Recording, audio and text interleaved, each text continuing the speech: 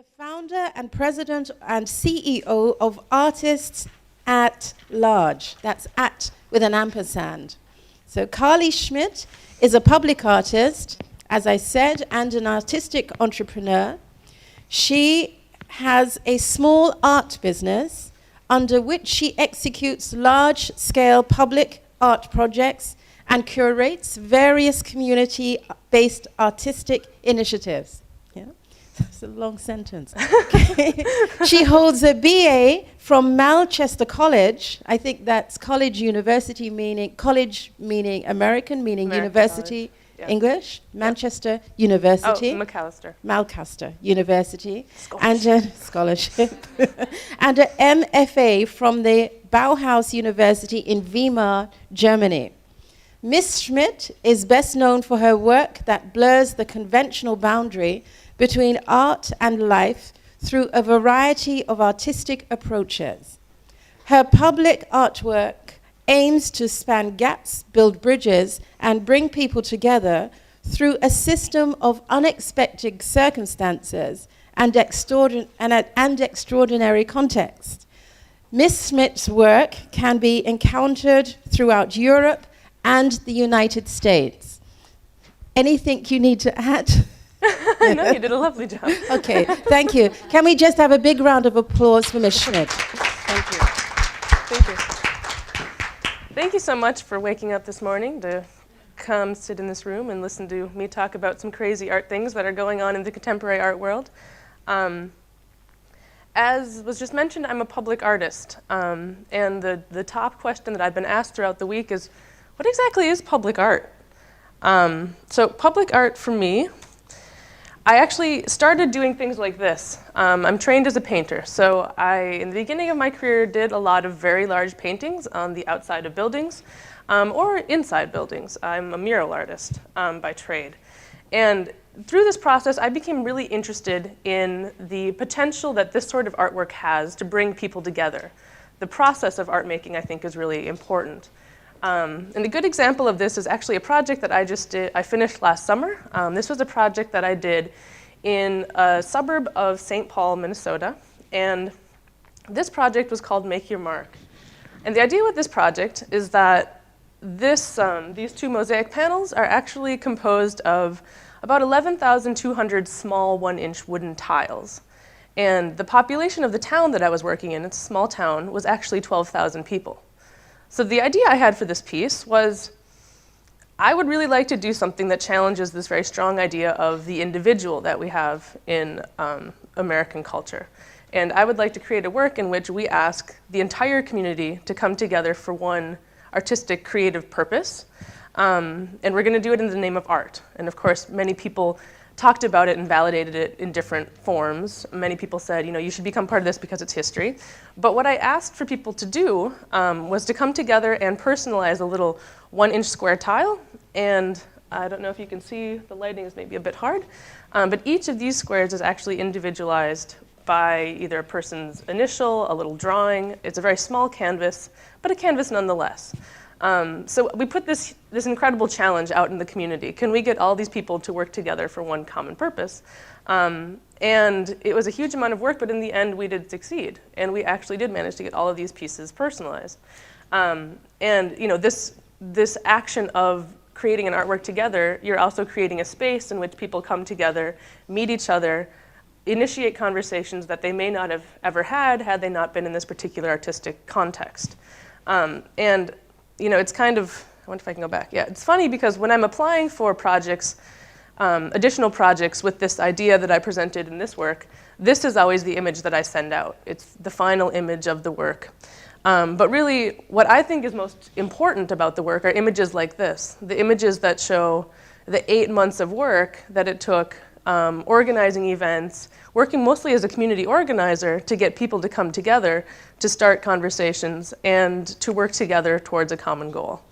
So this is what I do in the public art realm. I work directly with people, I work within communities, and I like the process of creating something together. The question that's probably on your mind, which is of course a question that's also on my mind constantly, is why is this art? And And in my culture of creating public art, we also have some sacred texts or important writings that we always refer to kind of validate what we're doing and to back up what we're saying. And one of those texts is a text called Relational Aesthetics by Nicolas Bourriaud. And in this book, he introduces this idea that there's a trend in contemporary art where artists are frustrated with the fact that we have so many material possessions already. And these artists are saying, why do we need to produce one more thing? Why do we need to produce one more picture to put on a gallery wall that no one, or a very small percentage of the population, is actually going to see? And he also makes a comment that in today's society where technology is becoming this media that connects us and, facilitates this conversation, people are actually becoming much more separated. So, we live in a time in which we're more networked than ever before, but actually at the same time, you have 500 friends on Facebook, but how many of those people do you actually talk to on a regular basis and have an actual genuine connection to? In my case, it's very few. So, that playing with that kind of idea. So the major idea behind relational aesthetics or relational artwork is the idea that bringing people together to start a conversation or just create an interaction is in itself an artwork. And I bring this work into the conversation, an artist called Rikrak Tiravanijak, because he's kind of, when you talk about relational aesthetics, and especially when you relate it to food, his name always comes up. And what he did in 1992 is he was commissioned to create a show in a gallery in New York. He went into the gallery, he went into the back room of the gallery where they keep all of those mysterious things that galleries have, but they don't want you to see. He took all that stuff, threw it into the gallery space, and then in the back storeroom, he created a very intimate kitchen. And in this kitchen, he cooked his form of Thai food. So his story is actually, he's born, I think, in Thailand and then moved around a lot. He lived in Argentina, he lived in Canada, he lived in Ethiopia. And as he was living in each of these places, he picked up little pieces of the culture.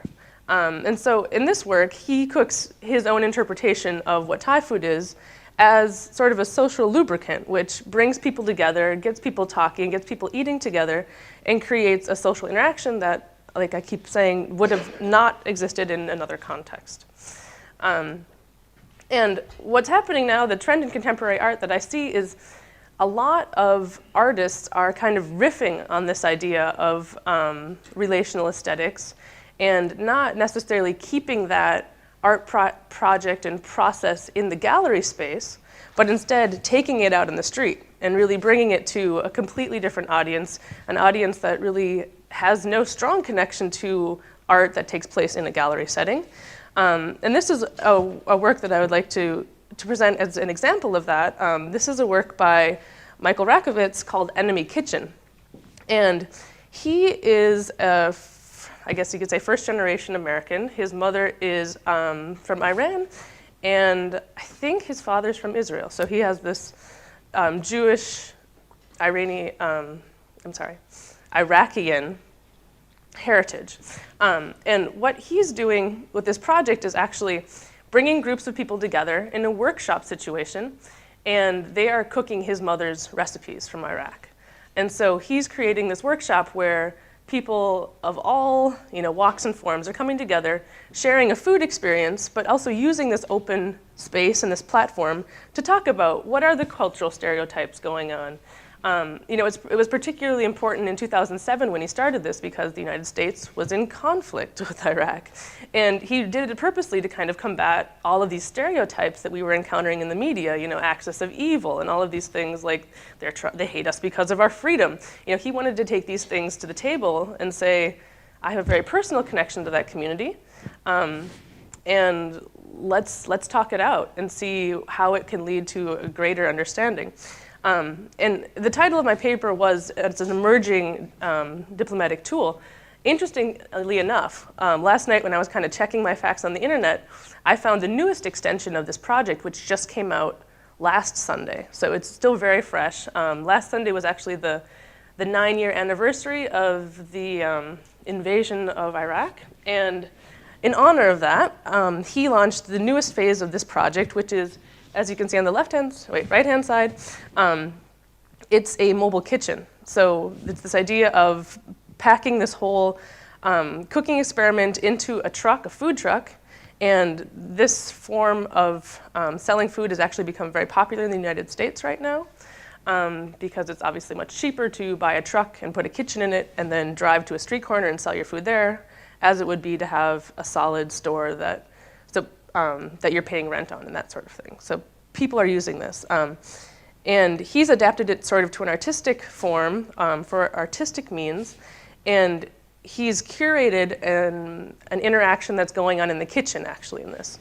And so the way he set it up is that he has Iraqi refugees cooking the food with veterans of the American Army as sous chefs.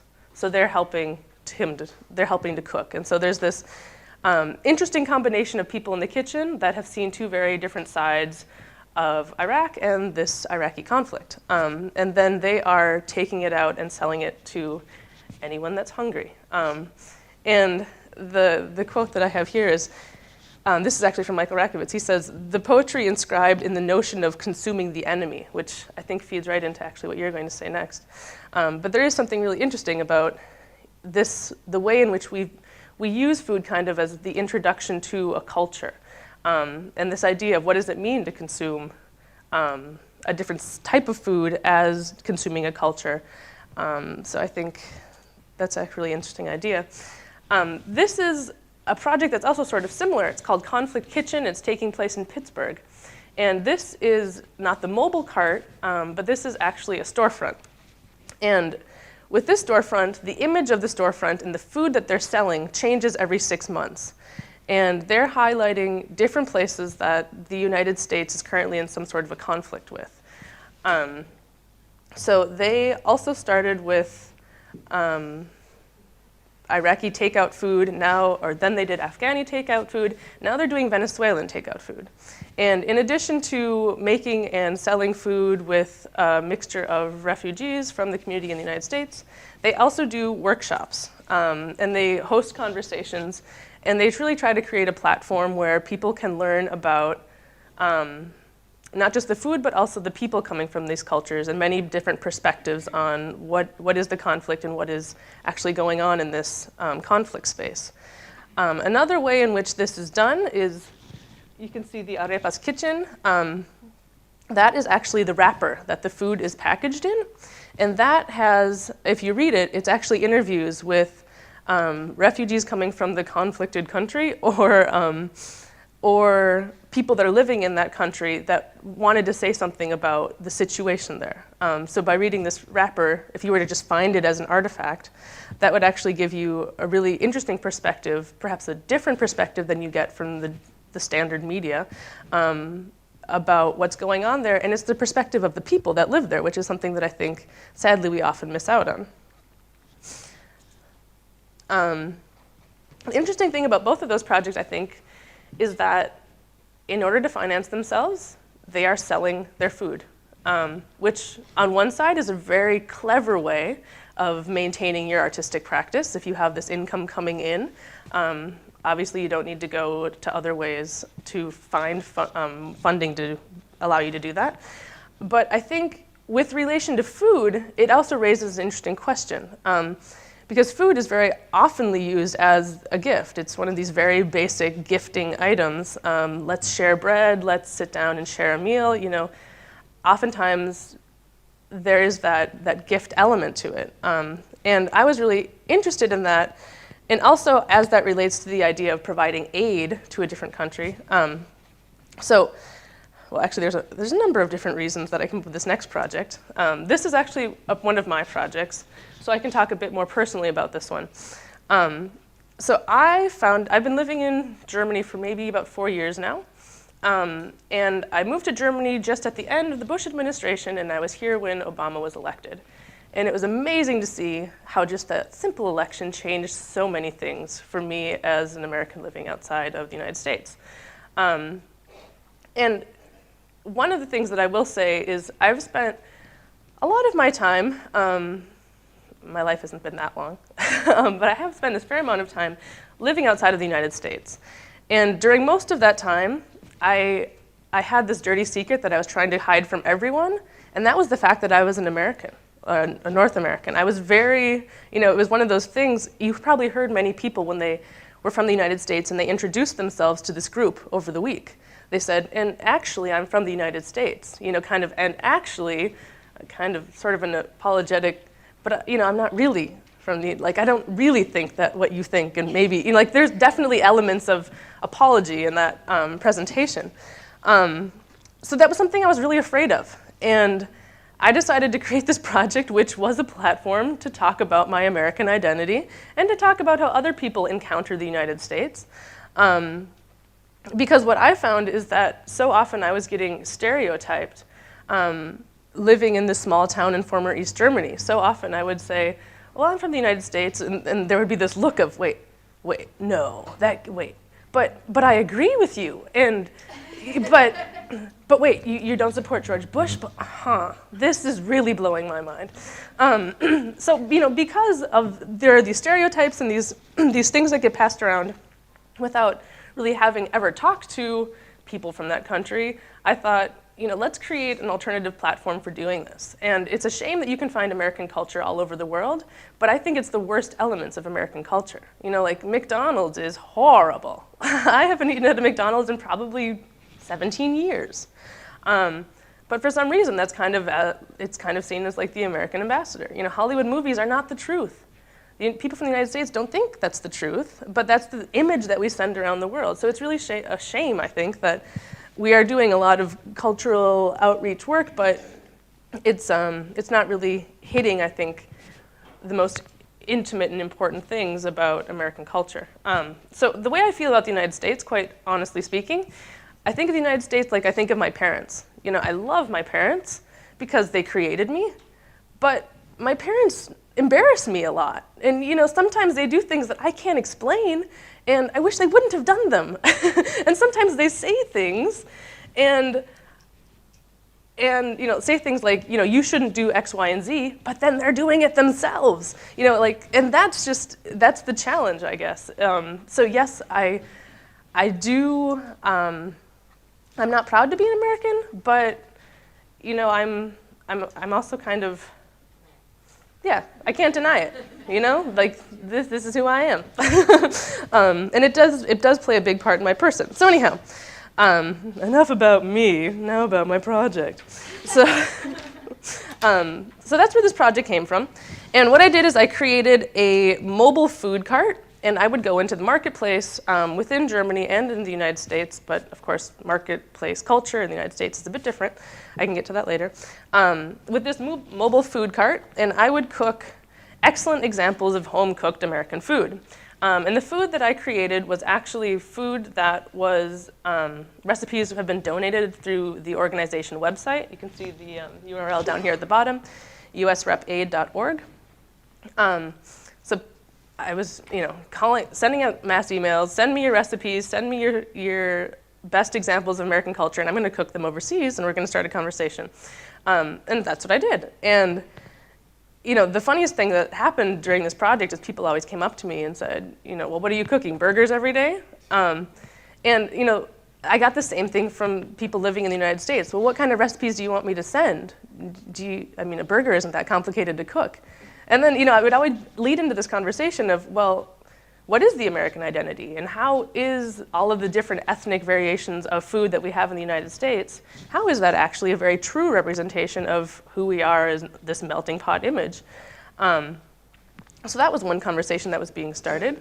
But then also this food was being used, like you can see this table that's set up over here, food was being used to bring together people from all walks and cultures. And it was particularly interesting doing this project in Weimar because it's a small town in former East Germany.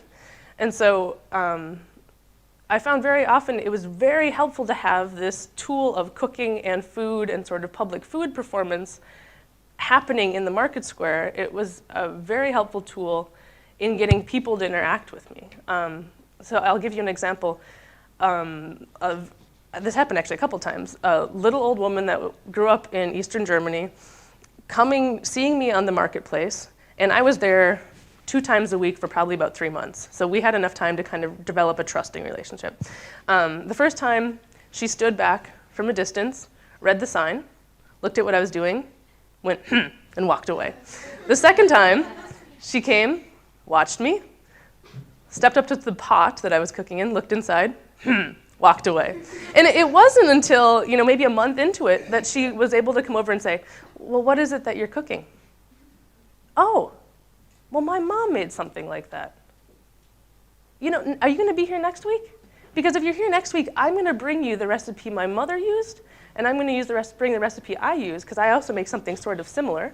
And then that led to a conversation of, why do we have these similar things? And the world is a bit smaller sometimes than we think it is. And it was really because I had that prolonged interest and exposure in working on this market that I was able to develop some of these conversations and open up conversations that wouldn't have normally been able to happen, which I think is really an interesting part of that. I'm going to go back. Something that I didn't mention is that I also did this project in the United States because I thought, it's a bit different in the United States because I feel the major message I have when I perform this work in the United States is that I want to introduce the idea of internationalism. And I want to find a place where Americans who are interested about what's happening in other parts of the world can have a conversation about that. And generally, people were fascinated. Americans are, generally speaking, very individualistic.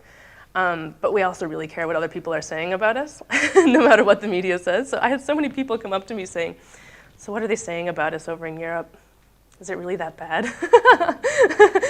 But great that they're wondering about it. And I think it's so important to think about what other places are thinking about the things, because America has United States has its hand in all of these different pies. I think it's really important that they're asking those sorts of questions. How is that image being diluted and redistributed around the world?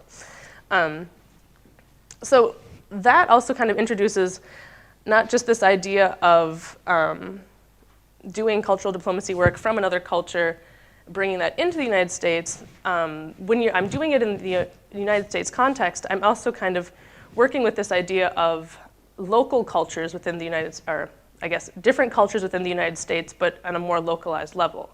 Because of course, again, this melting pot idea, you have many different people from different cultures that are all living in one area, and the relations are, of course, not necessarily always perfect, and there's a lot more work we could do, diplomatic work we could do there. So this is a project that I also wanted to present to you. It's from Robert Farid Karimi, the cooking show Con Karimi y Comadres. And with this project, he's actually a poet, playwright, performer. And he stages this live cooking show. And he also films it at the same time. And it's this interactive cooking show where he has an audience like this, but he's making jokes and he's running around. And it's an interesting platform, but what he focuses on are these sometimes challenging cultural relationships within a local context. So for example, he's doing a project right now, what is it exactly called? Well, he's doing Diabetes for Democracy. So he's doing a project right now where he has been working in the southern part of the United States with Latino communities, first-generation Latino communities, and there's a very, urgent, it's become an urgent issue just with the Obama administration, but there's an urgent issue that there's so many young people that are now being diagnosed with diabetes because of obesity. And he's using his platform and his show to raise awareness about that and working with these Latino communities because his mother, I think, is actually from Colombia. So he also has this sort of, he has an ability to speak with the Latino community because he's kind of a part of it. And so, not saying that you don't have agency, but he's using his connection to it to establish a different platform.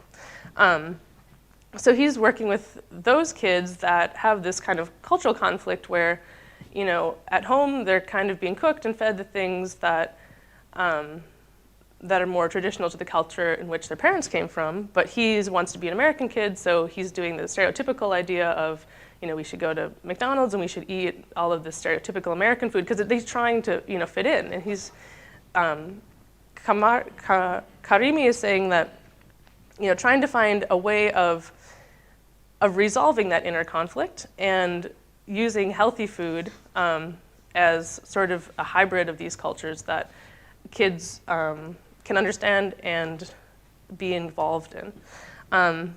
And I'm very sorry that all of these projects have been in the United States that I've mentioned thus far. But I do know of one example of something similar that's happening in Germany. It's called the Neue Leipziger Küche. Leipzig is a city in former East Germany. It's about an hour south of here. And this project was initiated by a Canadian, a Colombian, and a Serbian. And they were also kind of using their position as the other to engage with a diverse group of recent immigrant communities within Leipzig to ask them to cook together, and in cooking together, create a platform for possibly creating a new identity for that city, which I think is also an exciting idea. So I gave you a bunch of different projects, examples of projects and things that are going on that I think are really interesting. What I didn't go too much into is a lot of the theoretical side and what do these things mean, which if you actually wanted to read my paper, I did do a bit more of that. My background is in art, but also communication studies. So I think a lot about the context in which I'm making work, and I think a lot about what is the message that's being created and how is that being received. So if you're interested in some of those questions, you might want to look at the paper. But I guess the overall thing that I was hoping to present is just this interesting way in which artists are using food and the idea of bringing people together in a very diplomatic way as an artistic media. And I think, food has huge potential. We all went to the Moroccan embassy and we saw how different that embassy experience was because there was that very gracious gesture of pouring tea and passing around small foods, and how a little bit of that sort of food as cultural diplomacy did go a long way, I think, in us having a very different experience there. So I'm just presenting. I think this is really an interesting idea. If you have examples of how similar projects are happening in the countries that you come from, I'd love to hear about them. And yeah, there's so much more I could say. And I'm not going to keep saying it because I'm actually, one of the major things that I do with the American Reputation Aid Project is I'm here to listen. Partially because of the language difficulties. I couldn't say that much when I first started, but I think it ended up being a very important part of that work, is I'm here to present a platform for us to have a conversation, and now I'm interested in hearing about what are some of your interests or concerns or questions. Yeah. America and Canada. Like when I think about what I eat, eat, like when I think about like home cooked meals, I think about chicken matzo ball soup, which isn't Canadian. Or is it? But exactly, like what is Canadian? And then the other day, which is embarrassing but hilarious, I laughed at myself. I asked the concierge where I could get like American kind of food, and she said, "What kind of food?" And I said, "I don't know, I'm sushi." Awesome. Like, awesome. But that is Canadian and American culture now. Yeah. And it's funny. It so is. It's hard to really, in my opinion, like when this woman came up to you and said that she had the same recipe, like what country did it really come from? Yeah. Where did that really originate? So I think that also every family, like their family came from somewhere, and that influenced the food that they eat. Yeah, definitely. Not a hamburger. Yeah. I had this really interesting experience when I was doing that project in Weimar. That particular day, I decided to do donuts. And I was really trying to do not just sweet things, because that's the stereotype you have with a lot of American food, is it's all sugar, and especially in Germany, it's too sweet. They say, it's too sweet. But I was doing donuts because, I thought, it's a fun adventure. And it worked really well on a market, in the market space. And it was so interesting. I had a mother visit with her 4-year-old daughter. And the daughter was asking these fantastic little kid questions, and she was like, "Mom, where do donuts come from?" And the mother explained to her 4-year-old in very simplistic ideas, well, I guess originally maybe they were from Denmark. but then they went over with immigrants that went to the United States, and the form of the donut changed, and now it's come back in this form. And so this is technically an American donut, but it's something that you kind of understand because it's similar to the Berliner. And the little girl got it right away, and it was so beautiful that that exchange happened between child and parent because of this food context. So I thought that was really interesting.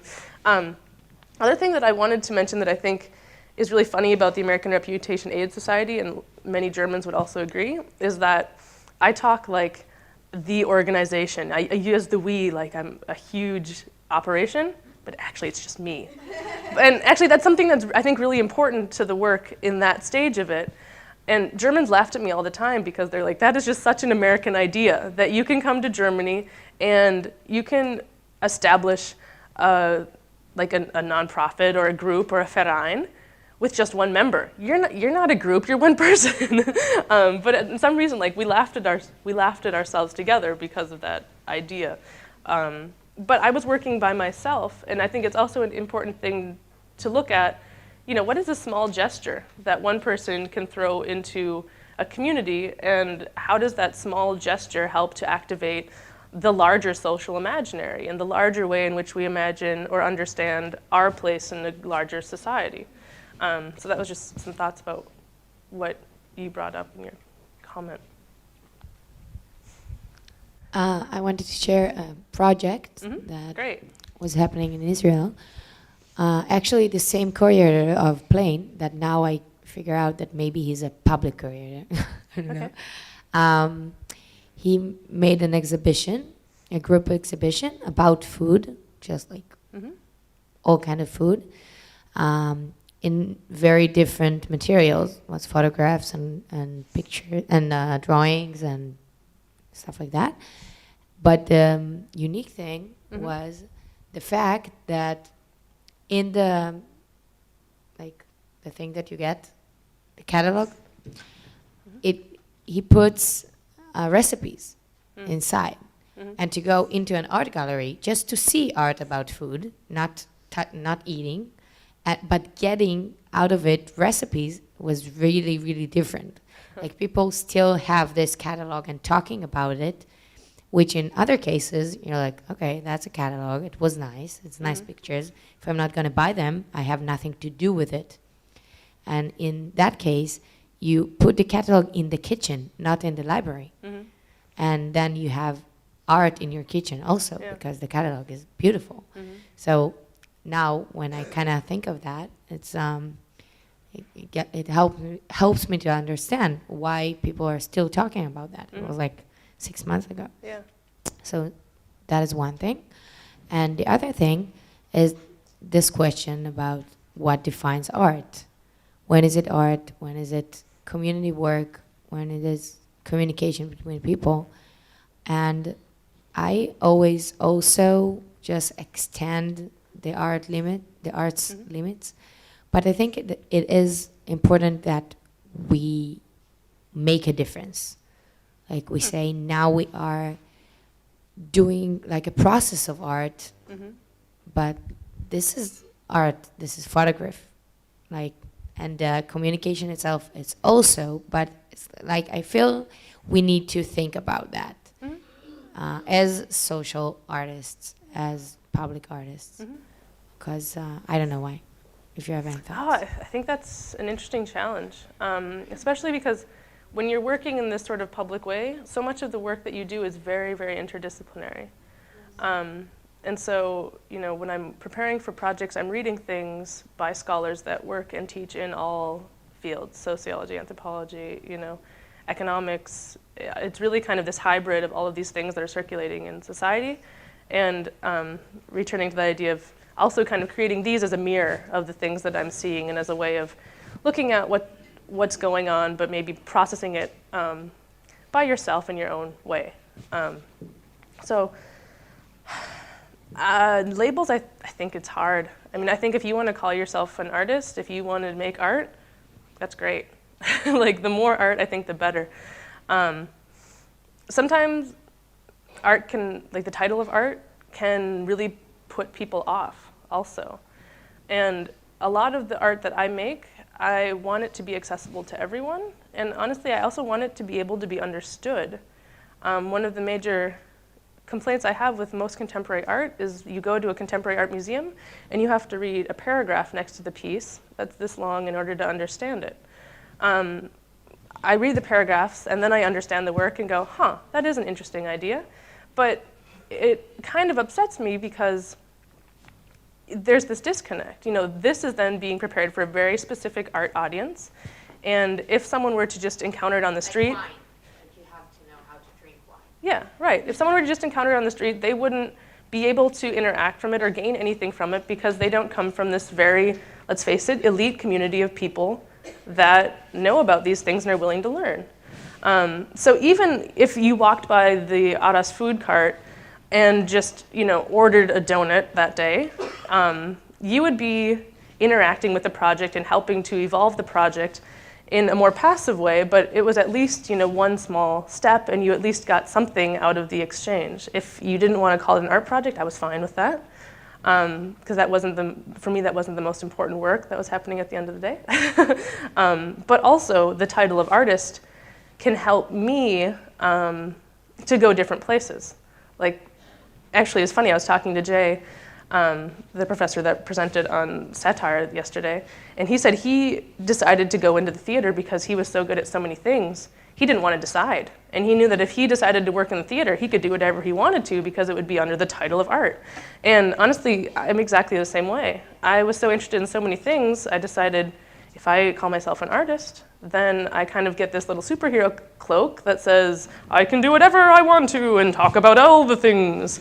And that's really how I work and approach it. Thank you. You were so sweet. Canadian sushi. That's so funny. Hello. Mm-hmm. This talk about you call it public art. Mm-hmm. It's also called community art. Mm-hmm. In my education, we call it community art. And I just want to remind you on Beuys.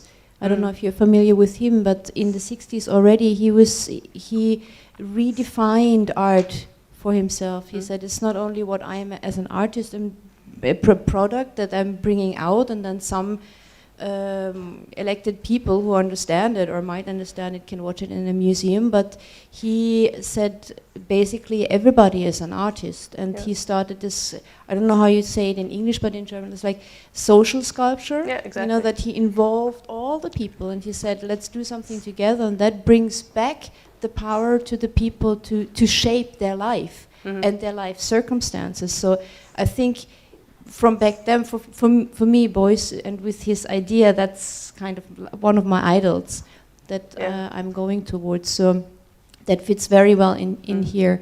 And for example, you asked for examples. I worked in a network group.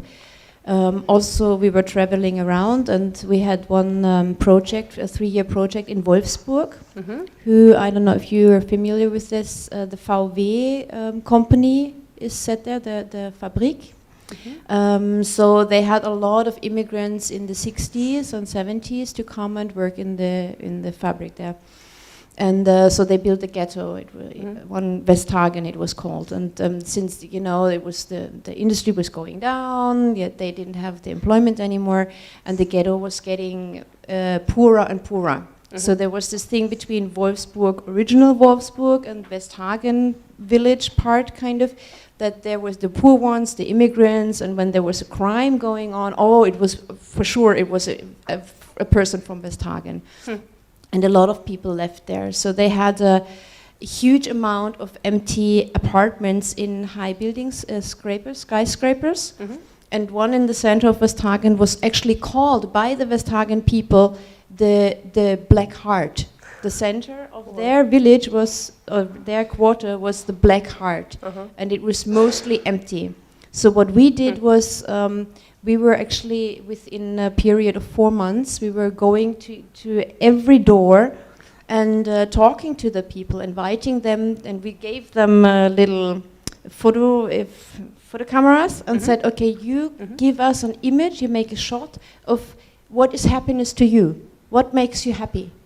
And we would collect them within, like, you know, a month or two, and then make a Christmas calendar, a projectable Christmas calendar out of it. And so we had a countdown from 1st December until the 24th of December, where we had this gathering on the marketplace and projected these images on the skyscraper. You know, so the black heart turned into an imagery of happiness, of each person who had been included in this artistic process. And it was for them, obviously, first of all, they could show themselves. That's there. That's my picture. Right. But also, it was a gathering of people who would never come together because they didn't share anything other than, oh, we live in a really bad place. So it really shifted something for them. And that would be another example for community art, and to involve the people to get back the power to them. So that's one thing. And another thing, what I found really interesting, what you said about this, you came to the market for a longer period of time, and you mentioned actually that was a long enough time to build up a trustful relationship. And that's an interesting hint for me, because it's a new perspective now, that there's a difference. Sometimes you meet somebody and you click right away. And you say, oh yeah, great. And then sometimes you meet somebody and you don't click right away. And then I might think, or I recognize, I might think, oh yeah, no, this didn't work out, or they're not on the same wavelength or whatever. But maybe the factor of time, to just put in the factor of time and not shut myself up and say, oh, this didn't work, but say it didn't work in the first moment. And maybe this just needs the factor of time. So that was, I'm grateful for this thought. Thank you. Would you like to so many things we should talk about here. I'm going to go to the last question about time, because I think that is a really interesting piece. And, you know, there's one of the larger challenges I see right now in what's happening in contemporary art, especially as it is globalized, and it's more and more of contemporary artists are doing, I guess, sort of like these year odysseys, where they hop from residency to residency. I also can see the negative side of that. One side, it's great that we're getting artists from all over the world to experience different cultures. But on the other side, it's, I think, really hard to make an artwork that speaks to the population that you're trying to reach, the people that live there, if you don't know anything about the context in which you're working in. And what ends up happening is we're seeing a lot of artworks that are very personalized. So instead of, and actually if you're familiar with Boris Groys, he writes about this in his book Art Power, in which he argues that political art is dying because the art industry is becoming such a globalized thing that we don't have people that stay in one place long enough to really understand the politics of an area to the point where they can talk about it, and they can talk about it with an authentic voice, leading into what you're going to say. Which I think it's very, I agree with that. I think you do need to have an element of understanding for the context in which you're presenting a work in order for it to be something other than just, this is my reflections of a space after being here for 3 days. It becomes very narcissistic to me, I think, because it's a very inward idea of creating work that you hope speaks to someone, but you're really not familiar with the context in which you are working in. Okay, no more questions. Not now. You've had one question. Unfortunately, we're running out of time. Sorry, I just kept going. So I would ask you to give one big round of applause again for Ms. Carly Schmitt. Thank you. Thank you very much.